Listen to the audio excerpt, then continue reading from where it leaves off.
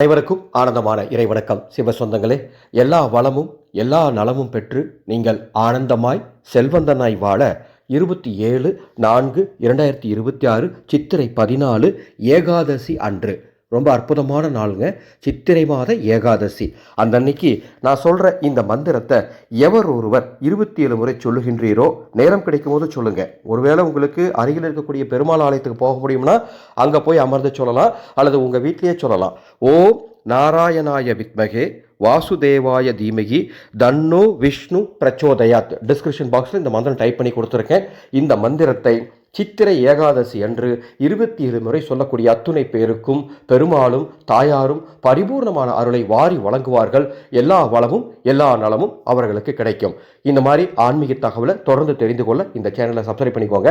16/5/2026 வைகாசி அமாவாசை எனது குருநாதரின் ஜெயந்தி நாளை முன்னிட்டு அதர்வன வேத முறைப்படி குலதெய்வ பூரண கும்பம், செம்பினால் ஆன கும்பம் கட்டித்தரப்படுகின்றது.